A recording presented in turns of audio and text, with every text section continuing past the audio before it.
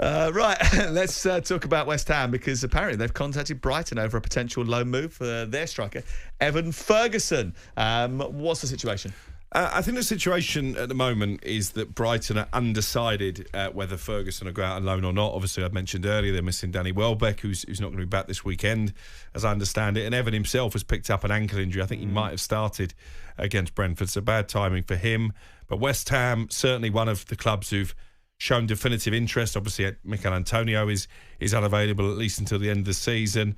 Jarrod Bowen's going to miss a couple of months now as well. And I'm interested to see what happens with Nicholas Füllkrug, because that move hasn't worked out at all. And it wouldn't surprise me if maybe he was to be sent out on loan at some point this month. But obviously they would want a replacement. You mean there's like a make weight in terms of wages and stuff? Yeah, but I just think it's a deal that hasn't worked out for either party. Well, it was injured for He described it as a catastrophe, didn't he, himself, this move?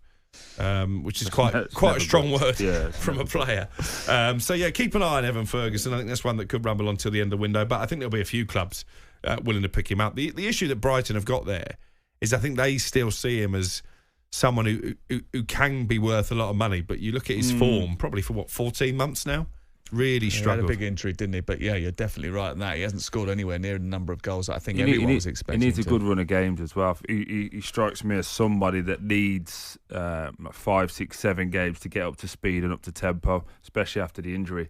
I really don't know what West Ham are doing, you know.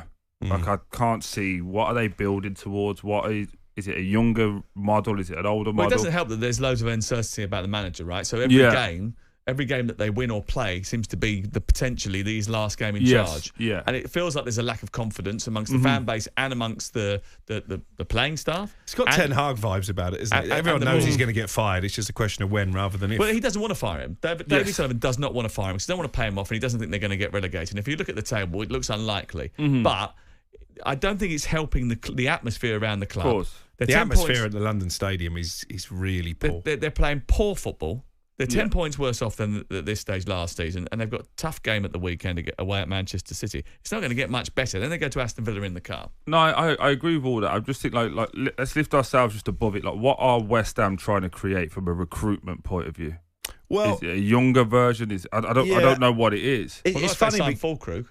Well, no, that's what I mean. Like, none of it makes sense to me at the moment. But then I think we all sat here. I know you and I did, Sam. You know, when the summer window closed, we thought, you know what, West Ham have done well there. They've got Wan-Bissaka in, they've got Kilman in. You know, good Premier League experience. They've got Füllkrug, who came off the back of a decent European players, Championship. But they didn't use them at the beginning, right? So they bought on Guilherme, who hasn't featured at all. They bought in Crescencio Somerville, who seems to, every time he can get an excuse to take him out of the team, he takes him out of the team. Yeah, that's a strange one, because I think he's got star potential. But then you look at, so you just said there, like Kilman, Wan-Bissaka, very good defenders, know the league, but the style change went to be playing out for the back.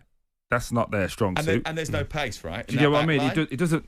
Like, what they're saying versus what they're doing doesn't marry up, and I'm the just Guido confused. Rodriguez signing. I mean, he bought in Guido Rodriguez to play alongside Alvarez because those two had won the title in 2 different countries together, or played together in South America or in Mexico, and then actually they just don't look suited playing together in the Premier League, and neither of them have got any pace. Then you've got a backline that's no pace, and you're trying to play a high line. And this is the point, like you say, what they're saying versus what's happening just doesn't quite make sense. That midfield, the players that they've leaned on again were all David Moyes players. So Bowen, Antonio, obviously with the accident, and Sojcek. They've been the 3 best players. Yeah. So it just, to me, it seems a little bit like I'm just not sure. I'd really like someone at West Ham or even a West Ham fan to tell me what the plan is over the next 2-3 years, so I can actually understand it and get behind it. What's the plan for Kieran Tierney? Yeah, this is an interesting one. I first wrote about this in October, about Brendan Rodgers' interest to take him back to Celtic. I think it will happen. The question now is, will it be this month? You know, will Arsenal facilitate a move, or will he wait until his contract expires at the end of the season? Obviously, he can sign a pre-contract with Celtic, and I think their fans are quite excited about it, because you look at Kieran Tierney when he was at Celtic, was a really good player. Obviously lost his way a bit. He's had wretched luck with injuries. So the big question is, what Kieran Tierney are you going to get? The one who tore it out first time round, or the one who struggled to stay fit? Jim White and Simon Jordan. Monday to Friday mornings from 10 on AM, on DAB, via the talkSPORT app and on your smart speaker. talkSPORT.